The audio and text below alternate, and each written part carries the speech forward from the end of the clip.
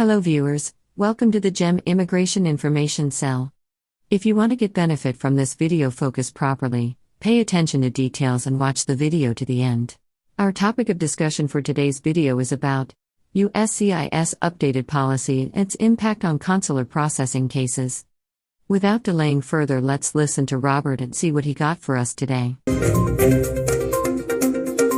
As for today, we have collected the information on the topic of your interest, which involves the key effect of the newly amended CSPA policy on cases of consular processing.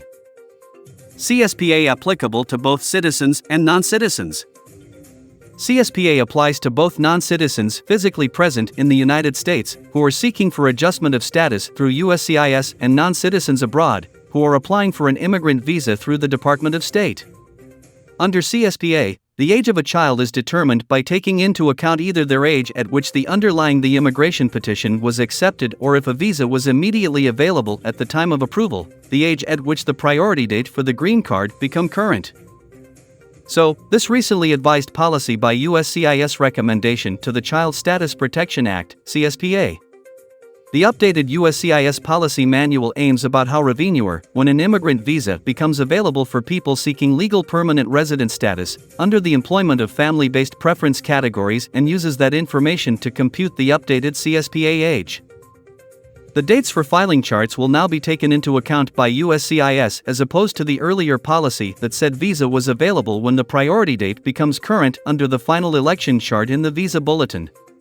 That's fantastic news, because older children frequently age out of a parent's green card because of drawn-out processing time frames and ongoing user backlogs. When this policy was published, its effects on American altering their status through I-485 application were instantly apparent, but this reform also has significant advantages for those who are requesting an immigrant visa through a U.S. embassy or consulate overseas. Due to COVID-19 associated closure and growing backlogs, consular processing has recently been subject to extraordinary long delays. Those who must go through this process may have to wait years to get a visa. These candidates are even more in danger of aging out due to the lengthy, drawn-out nature of this procedure. They, therefore, stand to gain the most from this revised approach if we talk about the applicability to cause processing according to the USCIS policy manual. Now, meeting the self-acquire requirement. The applicant must attempt to obtain lawful permanent residence within a year of the visa being available to qualify for CSP benefits, even if the date you submit an adjustment application or start the consular procedure is irrelevant to the CSPA calculation itself. The age will be locked as long as you fulfill the sought to obtain criteria within a year. Using the dates of filing table in the March 2023 Visa Bulletin as an example, suppose the applicant is 21 years and 4 months old when the priority date for his parents' I-140 petition becomes valid. The applicant wants to know if he is qualified to apply despite having turned 21 since sometime in March. NVC emails to start the consular procedure. The CSPA computation would be as follows if his parents' I-140 petition had been waiting for 6 months. 21 years and 4 months, 6 months equals 20 years and 10 months. The applicant's amended CSPA age is under 21 in this case. He is therefore still qualified for derivative green card status and can move through with the consular procedure the first day of month that Visa Bulletin identified the priority date. As of March 1, 2023, the first day of the month that the Visa Bulletin identified the priority date has been currently under the dates of filing chart. The same chart that NVC used to deliver the welcome email, his age will remain frozen. The CSPA age is frozen as of March 1st as long as to satisfy the sought to acquire criteria within a year. Any of the following acts will meet the sought to acquire criteria for individuals employing consular processing according to the USCIS policy manual. Under the USCIS policy manual, any of the following actions will satisfy the sought to acquire requirement for those utilizing consular processing. In addition, the child's CSPA age is calculated by deducting the number of days the immigration petition was pending from their actual age. An individual still qualified as a kid for immigration reasons and is there still eligible for the derived green card if their CSPA ages is under 21. To put it simply, the calculation is age at time of visa availability, spending time equals CSPA age. Submitting a completed immigrant visa electronic application, Form DS-260, Part 1 to the DOS, or paying the immigrant visa fee to DOS, or paying the affidavit of support under Section 213A of INA, I-864, review fee to the DOS, provided the application is listed on the affidavit of support, or having a properly filed application for action on an approved application or petition, Form I-824, filed on the applicant's behalf. If the priority retrogresses before action is performed, the CSPA age will not be locked in, even if you have 1 year to complete any one of these acts to take advantage of amended CSPA. As a result, when a visa initially becomes available, it is always in the applicant's best favor to apply as quickly as feasible. USCIS explicitly indicated they will accept petitions to reopen for I-485 applications refused due to the applicant aging out when they issued the amended CSP advice.